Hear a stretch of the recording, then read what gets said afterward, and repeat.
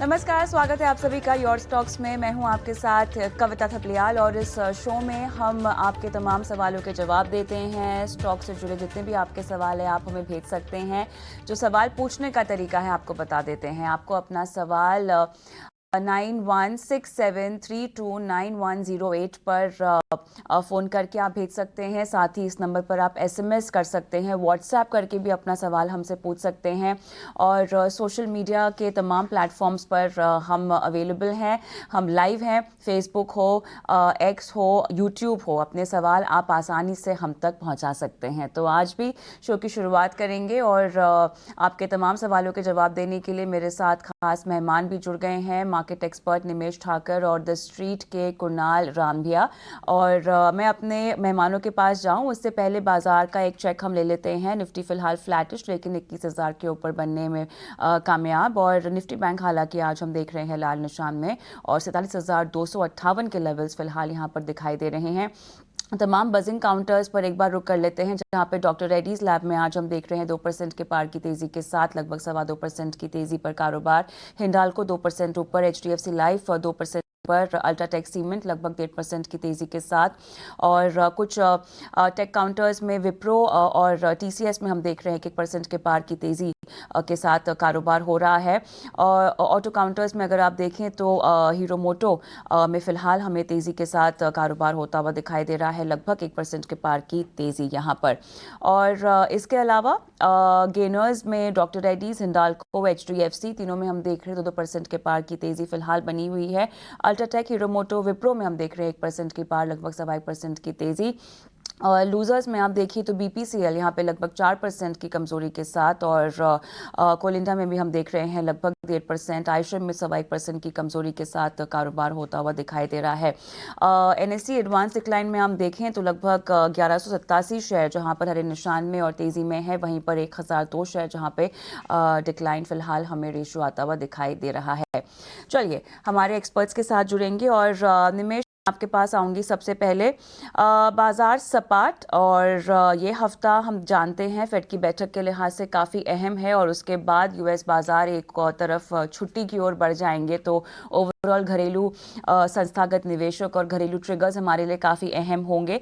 लेकिन अब ये बताइए, कल की चाल के बाद बाजार एक कदम तो आगे बढ़ा है और 21,000 को होल्ड करने की बहुत उम्दा कोशिश कर रहा है। वेरी गुड मॉर्निंग कविता। देखिए, मार्केट जिस तरह से एक साइकोलॉजिकल रेजिस्टेंस एरिया के पास है और यहाँ पर हम लोग देख रहे हैं कि एक स्ट्रॉन्ग रैली के बाद एक कंसोलिडेशन का फेज चल रहा है। मुझे लग रहा है कि कहीं ना कहीं इंडेक्स के अंदर हम लोग जो मूवमेंट है एक नैरो मूवमेंट देख रहे हैं। और जैसे ये वीक के अंदर फेड का डिसीजन आने वाला है, मोस्ट ऑफ द अगर देखें तो यहाँ से रेट हाइक है, वहां पर ब्रेक लग सकती है, ऐसी मार्केट को उम्मीद है। और करीब जून जुलाई के बाद अगर इन्फ्लेशन कूल डाउन होता है तो यहाँ से हम लोग एक अगेन रेट कट भी एक्सपेक्टेशन बिल्ड होना स्टार्ट हो जाएगी। बट कहीं ना कहीं लग रहा है कि जो कुछ भी इंटरेस्ट रेट हाइक का कंसर्न था वो काफी हद तक एक कूल ऑफ हो चुका है। और मुझे नहीं लग रहा है कि यहाँ से कोई और रेट हाइक नियर टर्म में देखने को मिलेगा, ऐसा मार्केट उम्मीद कर रही है। फिलहाल देखिए तो इंडियन मार्केट की अगर बात करें तो स्टॉक स्पेसिफिक मार्केट के अंदर एक्शन ज्यादा दिखेगा और इंडेक्स स्पेसिफिक हम लोग देखेंगे कि साइडवे मूव जो है वो देखने को मिल सकता है। बिल्कुल, तो इंडेक्स में फिलहाल साइडवेज मूव ही रहेगा और ऐसा कुछ बाजार पर हम देख भी रहे हैं। बहुत ज़्यादा कुछ एक्शन नज़र नहीं आ रहा है। इस दायरे में बीच में थोड़ा नीचे आया था, लेकिन अब वापस से निचले स्तरों से बाजार रिकवर करने की कोशिश कर रहा है। 21,000 के ऊपर वापस से आ चुका है। लेकिन चलिए, ऐसे में अगर आपके कुछ सवाल हैं तो आप हमसे पूछिए और तरीका आपके स्क्रीन पर लगातार फ्लैश होगा। इस बीच हमारे साथ पहले दर्शक जुड़ चुके हैं पुणे से। सागर जी नमस्कार, अपना सवाल पूछिए। जी नमस्कार, मैंने पेटीएम लिया था 812 रुपए 38 पैसे से। 711 क्वांटिटी है मेरी, तो क्या करे पेटीएम के लिए और कब बढ़ सकता है ये, मतलब? बिल्कुल, आपकी तरह काफ़ी सारे दर्शक परेशान हो रहे हैं इस वक्त पेटीएम के स्टॉक को लेकर, क्योंकि बीच में काफ़ी अच्छी तेज़ी आई थी। लेकिन हाल फिलहाल के बयान के बाद और जिस तरह से ब्रोकरेज रिपोर्ट्स के डाउनग्रेड आए हैं स्टॉक में, उसके बाद से लगातार ये स्टॉक टूट रहा है। आज भी 5.5% नीचे है। बाजार की तेज़ी में भी स्टॉक को कुछ भी सहारा नहीं मिल रहा है। निमेश, आप सलाह दीजिए, पेटीएम के जो कमेंट्स आए थे कि वो लो टिकट जो लोन है वहाँ पर अपना एक्सपोजर कम करेंगे। उसके बाद में काफ़ी सारे डाउनग्रेड हमने देखे। इस पूरे मामले को आपने कैसे एनालिसिस किया और अब आगे पेटीएम जिनमें ऑलरेडी निवेशकों की होल्डिंग है वो क्या करें? क्या उन्हें घबराने की ज़रूरत है? क्योंकि इनको नुकसान काफ़ी ज़्यादा हो रहा है। 7,000 शेयर्स इन्होंने लिए हुए हैं 813 के स्तर पर, तो नुकसान भारी हो रहा है इन्हें। अभी क्या करें पेटीएम में? देखिए, जिस तरह से कंपनी ने अनाउंस किया तो डेफिनेटली नॉर्मली जो लो टिकट लोन रहती है वो उसकी जो इंटरेस्ट रेट रहता है वो हायर रहता है और इसीलिए मार्जिन के ऊपर सीधा इम्पैक्ट जो है वो पेटीएम को देखने को मिल सकता है। मुझे लग रहा है कि आपको टाइम देना पड़ेगा, ये जल्दी रिकवर होने वाला नहीं है स्टॉक। मुझे लग रहा है कि कहीं ना कहीं अगर बात करें तो नीचे की तरफ जो वैल्यूएशन वाइज अगर देखें तो 550 जो है 550 से 570 एक स्ट्रॉन्ग सपोर्ट एरिया बन सकता है। तो अभी भी यहाँ से 10% का करेक्शन की उम्मीद कर सकते हैं हम लोग और मुझे लग रहा है कि आपको रिकवर होने में काफी टाइम लगेगा पेटीएम के अंदर। तो व्यू मेरा जो है अगर आप उसको टाइम दे सकते हैं 1 या 2 साल मिनिमम तो आप होल्ड कर सकते हैं, अदरवाइज एक बार लॉस बुक करके कोई अच्छी कंपनी में मूव हो जाए तो वहां पर आपको जल्द से जल्द रिटर्न देखने को मिलेंगे। तो फिलहाल तो मेरा व्यू बुलिश नहीं है पेटीएम पे।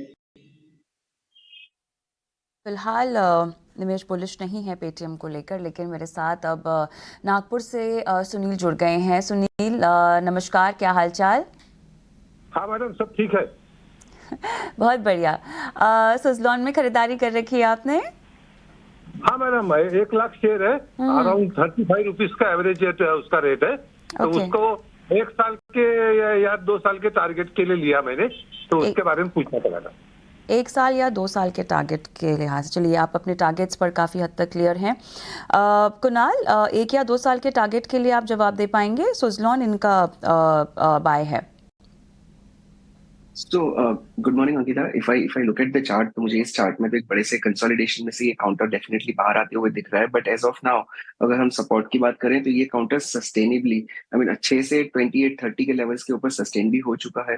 So keeping all these observations in mind, I think यहाँ पे एक लंबी अवधि के लिए रुझान डेफिनेटली शुरू हो सकती है और हमारे व्यूअर का लंबी अवधि का नजरिया है तो डेफिनेटली इसमें बने रह सकते हैं। आई थिंक 55 to 60 तक के लेवल्स हैं जो हमें पहले वॉच आउट करने होंगे। अगर काउंटर वहां पहुंचता है तो फिर से एक बार ओपिनियन ले लीजिए। I think overall trend positive है, तब तक इसमें डेफिनेटली बने रह सकते हैं। के लिहाज से कुणाल को लगता है कि ट्रेंड पॉजिटिव है, लेकिन एक फंडामेंटल व्यू मैं निमेश से भी लेना चाहती हूँ। निमेश, आप क्या कहेंगे इनको सुजलॉन पर? देखिए, अगर फंडामेंटल बात करें तो मुझे लग रहा है कि कहीं ना कहीं एक टर्न अराउंड स्टोरी है और कितने हद तक जो है वो प्रॉफिटेबिलिटी ये ग्रोथ जो है वो मेंटेन कर पाएगी वो कहना डिफिकल्ट है। अगर आप वैल्यूएशन की बात करें तो देखिए स्टॉक अभी 141 के पी के ऊपर ट्रेड कर रहा है। स्मॉल कैप हम लोग देख रहे हैं कि ऑल टाइम हाई पे है और रिटेल पार्टिसिपेशन जो है वो फ्लो है। तो मुझे लग रहा है और क्वांटिटी आप देखिए 1 लाख क्वांटिटी बाय की, अगर उसका पोर्टफोलियो आपका पोर्टफोलियो जो है वो 10 से 12 करोड़ का पोर्टफोलियो तो आप इतना स्टॉक ये स्टॉक के अंदर पर्टिकुलरली सुजलॉन के अंदर इन्वेस्ट कर सकते हैं। बाकी अदरवाइज मुझे लग रहा है कि कहीं ना कहीं आपको जो भी प्रॉफिट मिल रहा है 3-3.5% का, वहां पर एक बार जरूर से आपको क्वांटिटी कम करनी चाहिए। मेरा व्यू इतना बुलिश नहीं है सुजलॉन के अंदर। मुझे लग रहा है कि कहीं ना कहीं 40 अराउंड जो है आपको एग्जिट कर देना चाहिए। ठीक है, 40 अराउंड आता है तो एग्जिट कर लीजिए। कंसोलिडेशन का नजरिया यहाँ पर कुणाल जी का भी बन रहा था। क्वांटिटी थोड़ी कम कर लीजिए, क्वांटिटी आपने काफ़ी ज़्यादा ले रखी है तो क्वांटिटी थोड़ी कम कर लीजिए। पार्शियल प्रॉफिट चाहें तो बुक कर सकते हैं। अगला सवाल महाराष्ट्र से हमें भेजा है प्रशांत जी ने। वो हमारे साथ फोन लाइन पर जुड़ चुके हैं इनफैक्ट। प्रशांत जी नमस्कार, क्या सवाल है आपका, पूछिए। मैम, मेरा ये सवाल है कि मैं 2021 में IRCTC के शेयर लिए थे 100, तो अभी उस वक्त मैं जब लिया था तो उसकी प्राइस थी 748। तो मुझे लॉन्ग टर्म के लिए है तो क्या कीजिए? IRCTC, ठीक है। निमेश जी काफ़ी समय दे चुके हैं ऑलरेडी इस स्टॉक को। 747 पर लिया था और ज़्यादा कुछ स्टॉक में इनकी होल्डिंग से तो ज़्यादा कुछ प्राइस एक्शन हुआ नहीं है। 770 पर आ रहा है। लॉन्ग टर्म के लिए ये क्या सही चुनाव है या फिर कुछ बदलाव करने की इनको राय देंगे? देखिए,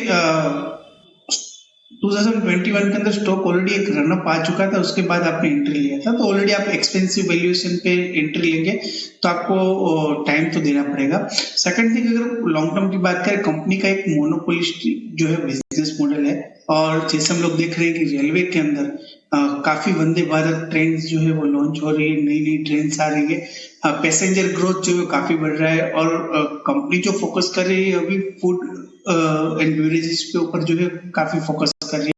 मुझे लग रहा है कि आप और 2 साल जो है ये स्टॉक को दे दीजिए, काफी अच्छा स्टॉक है, और मुझे लग रहा है कि कहीं ना कहीं जो कुछ भी ये 2 साल में कुछ रिटर्न नहीं दिया है, बैलेंस शीट डेफिनेटली ग्रो हुई है, प्रॉफिटेबिलिटी भी ग्रो हुई है, और अच्छे रेशियोज है, तो मुझे लग रहा है कि लॉन्ग टर्म के लिहाज से ये परफेक्ट स्टॉक है। ये मार्केट के अंदर इवन नया इन्वेस्टमेंट करने के लिए भी ये बेस्ट स्टॉक है, तो मैं आपको ये स्टॉक होल्ड करने की राय देता हूँ, और 2 साल के अंदर मुझे लग रहा है कि फिर से ये स्टॉक के प्राइस शायद 1150 के लेवल आपको देखने को मिल सकते हैं।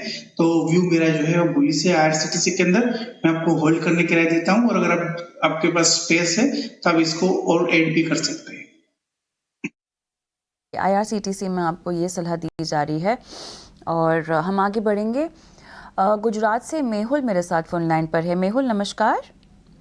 नमस्कार madam, good morning. Good morning, बताइए सर, किस स्टॉक पे सवाल पूछना चाहते हैं? विष्णु प्रकाश के बारे में। ओके, VPRLPL पे। ओके, क्या है आपकी बाइंग प्राइस सर? 99 रुपीज है, IPO भाव का है। सर कितना लंबा आप रुकना चाहते हैं इसमें? करीबन 1-2 महीने तक रुक सकता हूँ। और 1-2 क्या महीने? वॉल्यूम रहता है? ठीक है, और राइट। कुणाल, 1-2 महीने का व्यू क्या सही होगा, या फिलहाल जितना मुनाफा ये देख रहे हैं इनको बुक कर लेना चाहिए? हमारे व्यूअर ने इस जिस काउंटर में बाइंग की है, आई थिंक बहुत ही अच्छे बढ़िया लेवल पे एंट्री ली है, और ट्रेंड अभी भी बहुत ही बरकरार है। इनफैक्ट आप प्रेजेंटली देखिए ये 211 पे चल रहा है, और ये जो ट्रेंड है वो clear higher top higher bottom बनाया जा रहा है। अब इनका व्यू जो है वो सिर्फ 2 महीने रखना है। आई थिंक ये 215 से 220 के बीच में एक रेजिस्टेंस भी ले सकता है।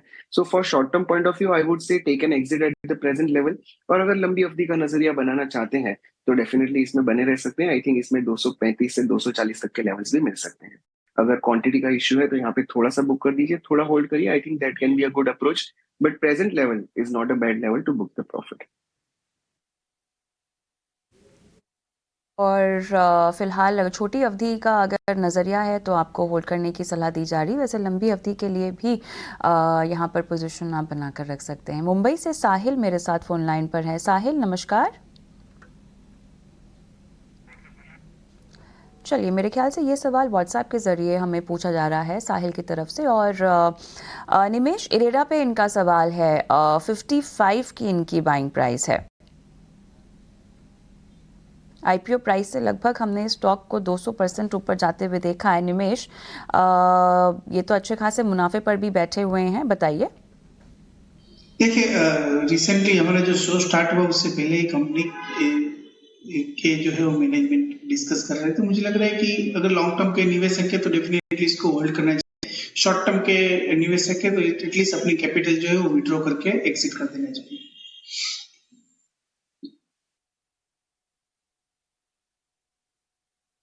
कुछ और भी सवाल आए हैं सोशल मीडिया के जरिए। झारखंड से रंजीत कुमार जी ने सवाल भेजा है कैंपस शूज पर। 700 शेयर्स 299 पर इन्होंने लिया हुआ है।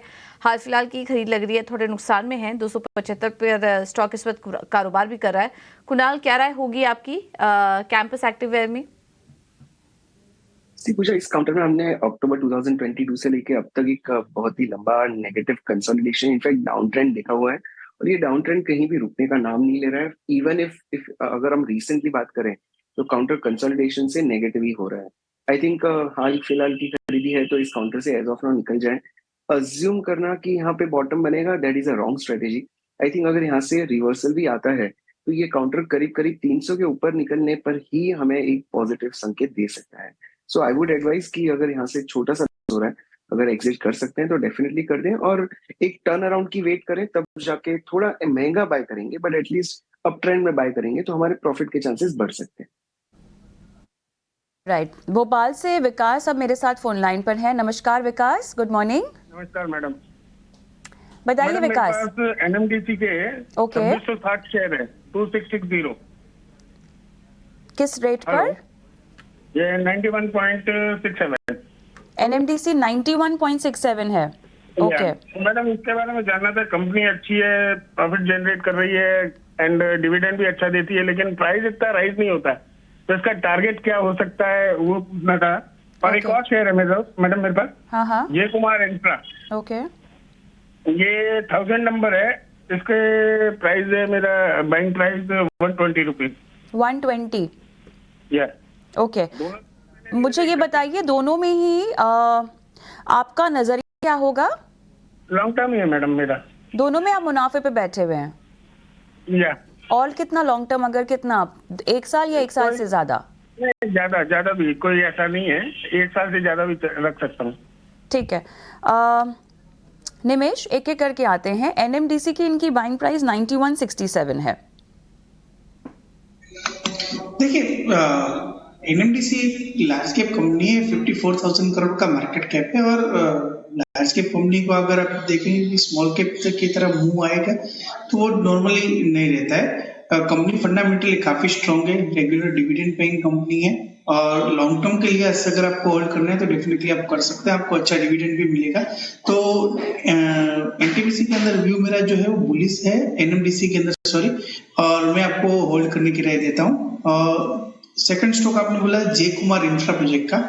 मुझे लग रहा है कि कहीं ना कहीं स्टॉक के अंदर प्रीवियसली हमने देखा था कि कॉर्पोरेट गवर्नेंस के भी काफी इश्यू आए थे, और स्टॉक के अंदर फिलहाल जो भी ट्रेड कर रहा है बहुत बुलिश व्यू नहीं है, पर्टिकुलरली कंपनी की पोजीशन को लेके। तो मुझे लग रहा है कि कहीं ना कहीं जय कुमार इंफ्रा के अंदर मैं आपको एग्जिट की राय देता हूँ, और सेकंड स्टॉक के अंदर मैं आपको जो है वो एनएमडीसी के अंदर मैं आपको होल्ड की राय देता हूँ।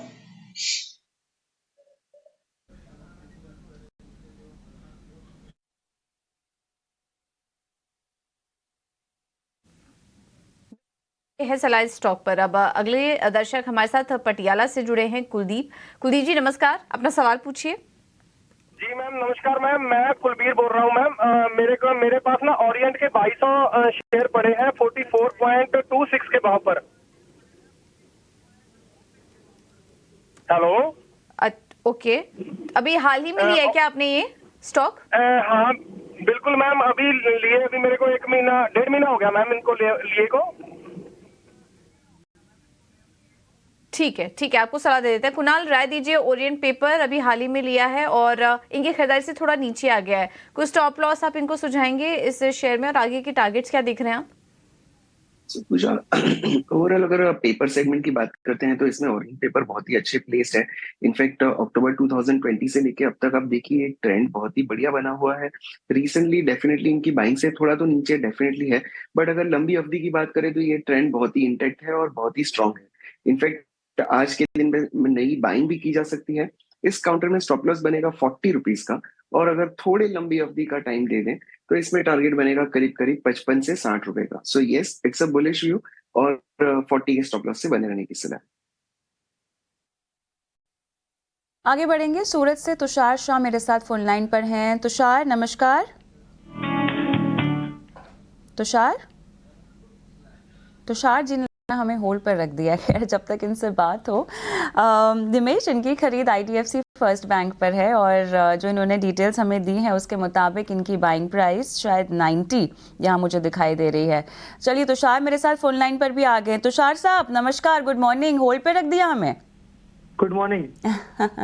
आईडीएफसी फर्स्ट बैंक पर है सवाल? हाँ, आईडीएफसी फर्स्ट बैंक पर सवाल है। कितने पे लिया? मैंने एक्चुअली 95 पे लिया था, फिर जब लो हुआ था थोड़ा लो पे करके अभी एवरेज आई 90 रुपीज है। तो मेरा ये सवाल था कि ये क्या अभी इंक्रीज होने का चांस है, कि जो लास्ट 2-3 मंथ में पहले इंक्रीज हो चुका है तो अभी ये सैचुरेशन लेवल पे ही चलेगा? आप कितना और समय देने के पक्ष में हैं? 1 to 2 months। 1 से 2 महीने का ही आप समय देना चाहते हैं। ऑलराइट, कुणाल आपके पास आऊंगी क्योंकि छोटा नजरिया है इनका। 1 से 2 महीने का ही 95 किया था, और फिर मेरे ख्याल से इन्होंने एवरेज किया है। देखिए घाटे में तो हैं, लेकिन क्या और रुकने में समझदारी है? 1 से 2 महीने का ही नजरिया है। सी अगर नवंबर से दिसंबर मतलब ये 2 महीने की अगर हम बिहेवियर की बात करें तो ये काउंटर ने clear higher top higher bottom बनाना शुरू कर दिया है। इनफैक्ट प्रेजेंट लेवल से तो एक नया सपोर्ट भी बन सकता है काउंटर में।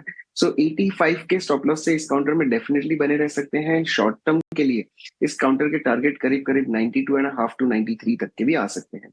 और अगर थोड़ा सा लंबा समय हमारा व्यूअर दे दें इसे तो इस काउंटर में 99 टू 100 लेवल्स भी हमें देखने मिल सकते हैं। So yes, all in all short term to long term point of view से इस काउंटर में डेफिनेटली बने रह सकते हैं। ठीक है, तो ये है सलाह इस स्टॉक पर। अब चलिए आगे बढ़ते हैं और अगले दर्शक हमारे साथ आगरा से जुड़े हैं राहुल। राहुल जी नमस्कार, पूछिए अपना सवाल।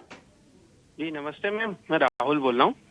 मैम मेरे पास 200 शेयर हैं डेल्टा कॉर्प्स के, जी 220 पूछिए। भाव से लंबी अवधि के लिए लिए हैं। इसमें क्या करना चाहिए अभी?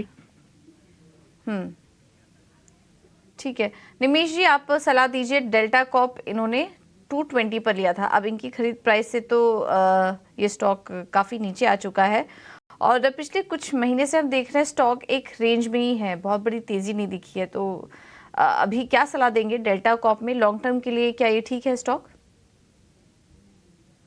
रहेगी कि आपको एक बार एग्जिट कर देना चाहिए, क्योंकि कंपनी की अगर मार्केट कैप देखें तो 4000 करोड़ के आसपास कंपनी की मार्केट कैप है और कंपनी को जो जीएसटी का नोटिस मिला था वो 11000 करोड़ का जीएसटी का नोटिस मिला था और सेकंड जो है वो 2500 करोड़ के आसपास, तो रफली मिला के 13000 करोड़ का जो है वो जीएसटी का नोटिस मिला है।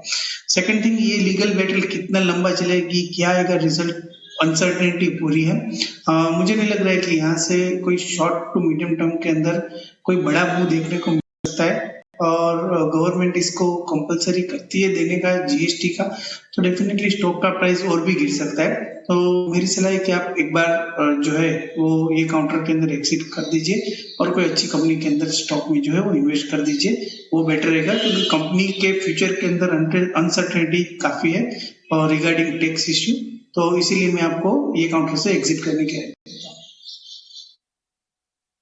ये तो डेल्टा कॉर्प पर ये सलाह आती हुई, लेकिन मेरे साथ खंडवा से गजेंद्र मेहता मेरे दर्शक जुड़ गए हैं। नमस्कार गजेंद्र जी, क्या हालचाल सर? गजेंद्र मेहता साहब, चलिए यहाँ पर बात नहीं हो पा रही है, लेकिन इनका सवाल मेरे पास है। कुणाल क्लीन साइंस के 80 शेयर और भाव इनका बहुत ऊपर का है, 1940 के रेट पर इन्होंने लिया हुआ है, अभी तो काफ़ी घाटे में भी बैठे हैं। कुणाल, चार्ट्स देखकर बताइए क्या लगता है, शायद बहुत पुरानी खरीद नहीं है की है? एब्सोल्युटली, जिस तरह से अंकिता आप लेवल्स बता रहे हैं, आई थिंक ये बहुत ही पुरानी खरीदारी है, but at the same time इस काउंटर में बहुत ही अच्छा राउंडिंग कंसोलिडेशन फॉर्मेशन हुआ है, that's right near to the low. और अगर हम रेजिस्टेंस के ब्रेकआउट की बात करें तो 1515 से 1520 के बीच में आई थिंक इसमें एक बहुत ही अच्छा ब्रेकआउट भी आ सकता है। So keeping that in mind I think इसमें बाइंग की जा सकती है। 1515 के ऊपर हम इसमें डेफिनेटली बाइंग करेंगे और इसका हमारा स्टॉप लॉस बनेगा 1400 का। एज ऑफ नाउ हमारे व्यूअर को इसमें होल्ड करने की सलाह है। ओके ठीक है, तो ये है सलाह क्लीन साइंस एंड टेक्नोलॉजीज पर। चलिए अब आगे बढ़ते हैं और रुक करते हैं हमारे अगले सेगमेंट का, ऑप्शन के चैंपियंस।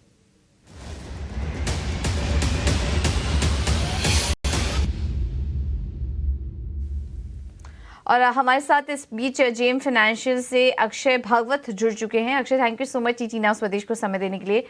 बताइए क्या रणनीति होगी आज के लिए? Good morning. तो आज स्टॉक का चुनाव किया है मैंने, स्टॉक का नाम है वोल्टास। वोल्टास का करंट मार्केट प्राइस तकरीबन 860 के आसपास है और टेक्निकल्स और डेरिवेटिव्स डेटा को देख के मेरा मानना है कि दिसंबर में 890 के टारगेट पार कर जाएगा वोल्टास।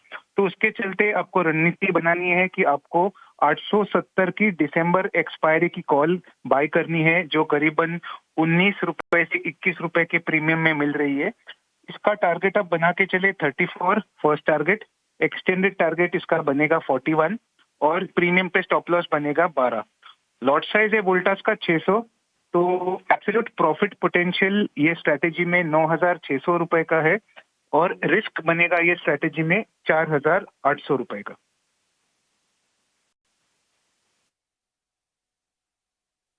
तो ये है सलाह स्टॉक पर। वोल्टास पर रणनीति अक्षय दे रहे हैं, 0.5% से ज़्यादा ऊपर भी आ रही है स्टॉक, 870 की कॉल दे, जो टारगेट है वो 34 से 41 का है, जिसमें कि अधिकतम मुनाफा 9,600 का और नुकसान जो है वो 4,800 का हो सकता है।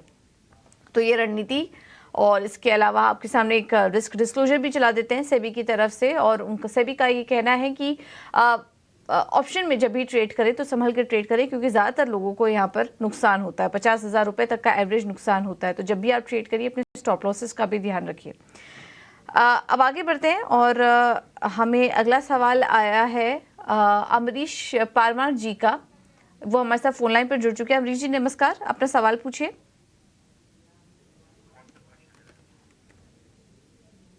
और चलिए जो संपर्क नहीं हो पाया, इनका सवाल आ चुका है हमारे पास। ब्लू जेट हेल्थ केयर, इस पर सवाल है। कंपनी का हाल फिलहाल में ही आईपीओ आया है, फार्मा स्पेसी कंपनी है और करीब 5,718 का मार्केट कैप भी है। ज़्यादा लिक्विडिटी नहीं है और मेरे ख्याल से ये अपने लगातार हम देख रहे हैं स्टॉक में एक गिरावट ही देखने को मिल रही है और इनके जो खरीद भाव था वहाँ से भी स्टॉक नीचे आ चुका है। निमेश जी, ट्रैक करते हैं आप इस कंपनी को, ब्लू जेट हेल्थ, नुकसान हो रहा है 15,000 के आसपास का भी, क्या करें स्टॉक में? स्टॉक ट्रैक नहीं करता।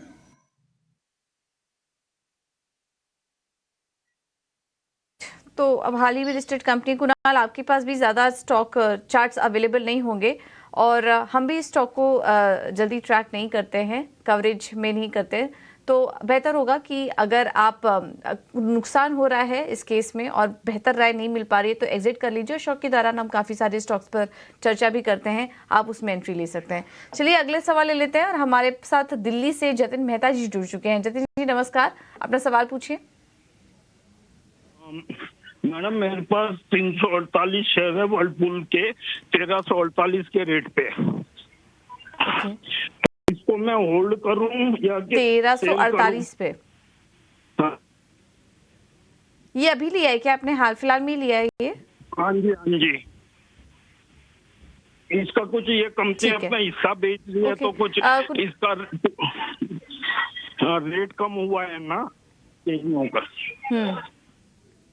जी जी जी जी बिल्कुल। तो राइट, इसमें पेरेंट कंपनी के हिस्सा बिक्री की भी खबर आई थी कुछ दिन पहले। निमेश जी, वर्लपूल पर क्या राय होगी आपकी? 1345 पर ट्रेड कर रहा है और हाल फिलहाल की इनकी भी खरीद है। फंडामेंटल्स कैसे लग रहे हैं आपको कंपनी के? देखिए, फंडामेंटल कंपनी जो है फोकस कर रही है अपने डेट के ऊपर रिड्यूस करने का और काफी हद तक उसने कम कर दिया है। मुझे लग रहा है कि जिस तरह से कंपनी और हम लोग कंजम्पशन ग्रोथ देख रहे हैं इंडिया के अंदर, पर्टिकुलरली इन व्हाइट गुड्स, मुझे लग रहा है कि आपको होल्ड करना चाहिए।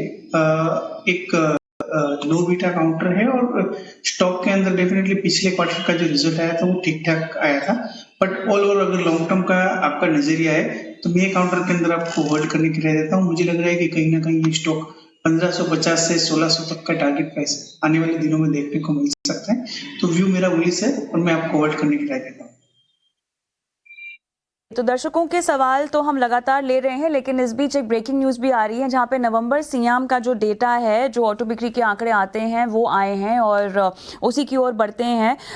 कुणाल और निमेश दोनों से मैं दरख्वास्त करूंगी कि इन आंकड़ों को वो सुने, क्योंकि आप दोनों की मैं प्रतिक्रिया चाहूंगी और दर्शकों के लिए राय भी चाहूंगी। तो फिलहाल जो आंकड़े सामने आ रहे हैं, ईयर ऑन ईयर अगर हम देखें तो कुछ सेगमेंट्स में इजाफा होता हुआ दिखाई दिया है। 3 व्हीलर्स की अगर हम बात करें, 45,664 के मुकाबले 59,738 यूनिट पर यह आंकड़ा आया है। ईयर ऑन ईयर यहाँ पर हमें इजाफा दिखा है। 2 व्हीलर बिक्री भी बढ़कर भी दिखाई दी है। ध्यान दीजिए ये ईयर ऑन ईयर आंकड़े हैं जो आपको बताए जा रहे हैं और पिछले साल जहां 12.4 लाख यूनिट था वहां पर 16.2 लाख यूनिट इस साल दर्ज होता हुआ दिखाई दे रहा है। जो पीवी है उसके भी आंकड़ों में हमें ईयर ऑन ईयर इजाफा आता हुआ दिखाई दे रहा है, 3.22 लाख यूनिट और अब की बार जो है 3.34 लाख यूनिट बिक्री आंकड़े सामने आए हैं। यूटिलिटी व्हीकल के भी आंकड़े हमें आते हुए दिखाई दे रहे हैं जो कि 1.75 लाख यूनिट फिलहाल दर्ज होते हुए दिखाई दे रहे हैं। और ओवरऑल हम देख रहे हैं जो आंकड़े हैं, 2 व्हीलर सेगमेंट की बात करें, 3 व्हीलर सेगमेंट की बात करें और खासतौर से पीवी सेगमेंट की बात करें, यहाँ पर इजाफा। अच्छा, स्कूटर बिक्री में भी यहाँ पर हम देख रहे हैं कि नंबर्स बढ़ते हुए दिखाई दिए हैं इस साल। पिछले साल के 4.12 लाख यूनिट के मुकाबले हम देख रहे हैं लगभग 5 लाख यूनिट के आसपास की बिक्री होती हुई हमें दिखाई दी है। तो फिलहाल ये बड़ी खबर नवंबर के सियाम के आंकड़े, और इस पर हमारे दोनों ही एक्सपर्ट्स की राय लेंगे। सियाम का डेटा आया है, उसका एक रिकैप, और हमारे जो एक्सपर्ट्स हैं आज के उनसे हम ले लेते हैं एक एक राय। तो क्लियरली निमेश, हम पिछले साल के मुकाबले बढ़ती देख रहे हैं इन बिक्री आंकड़ों में, और ऑलमोस्ट एक्सपेक्टेड था ऑनलाइन, लेकिन जितनी बढ़त हुई है बिक्री में, उस बढ़त को आप कैसे देख रहे हैं, उसका क्या आप पेश करेंगे? स्कूटर्स, 3 व्हीलर्स, 2 व्हीलर्स, पीवी, तमाम सेगमेंट्स में हम देख रहे हैं कि यहाँ पर बढ़त है, बताइए। देखिए कविता, जिस तरह से फिगर्स हैं, डेफिनेटली काफी हद तक मार्केट को पता है ये फिगर्स, क्योंकि एवरी मंथ हम लोग ऑटो सेल्स के डेटा जो है हमको मिलते हैं।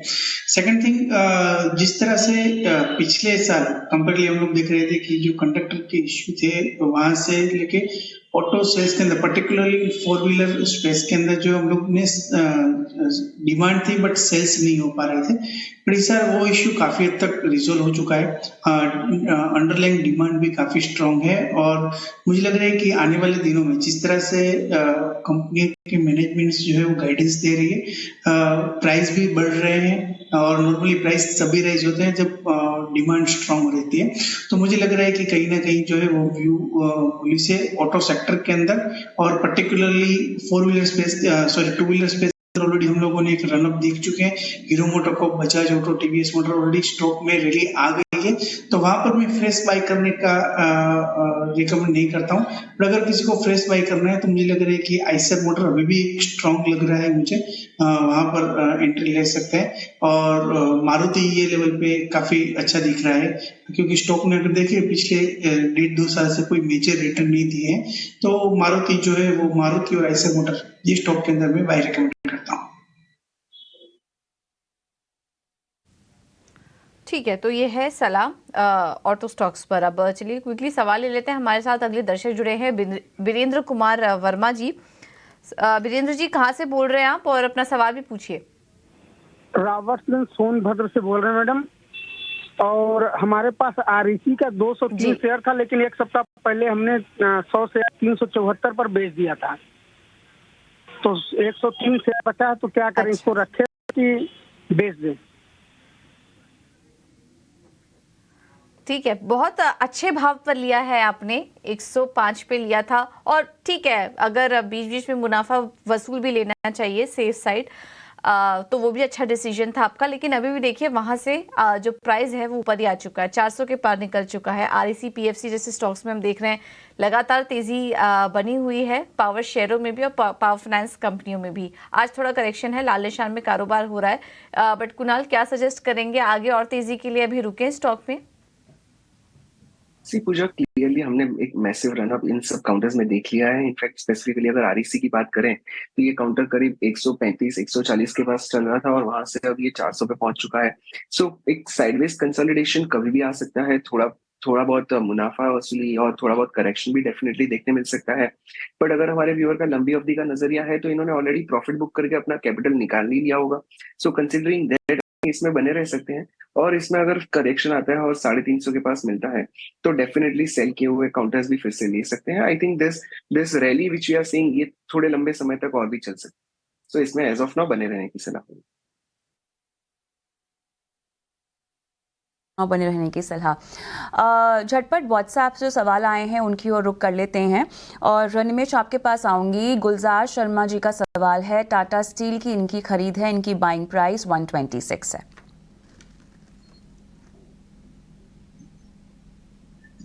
निमेश जी, अगर लॉन्ग टर्म के लिए साइक्लिकल सेक्टर है, और मुझे लग रहा है कि हम लोग देख रहे हैं जैसे ही डॉलर इंडेक्स के अंदर एक करेक्शन देखने को मिल रहा है, मेटल और वहां पर हम लोग बाइंग इंटरेस्ट देख रहे हैं। प्लस अगर जीडीपी के डेटा भी देखें तो भी एक अच्छा है। मुझे लग रहा है एनवायरनमेंट है वो सपोर्टिव है। मैं आपको 120 के स्टॉप लॉस से होल्ड करने के लिए देता हूँ, और अराउंड 145 के आसपास जो है आपको अगेन आपका स्ट्रेटेजी एक बार रिव्यू कर लेना चाहिए, और वहां पर आप प्रॉफिट बुक करने का प्लान कर सकते हैं। बट फिलहाल व्यू मेरा टाटा स्टील के अंदर बुलिश है, और मुझे लग रहा है कि एक शॉर्ट टर्म में आपको 145 के लेवल्स देखने को मिल सकते हैं।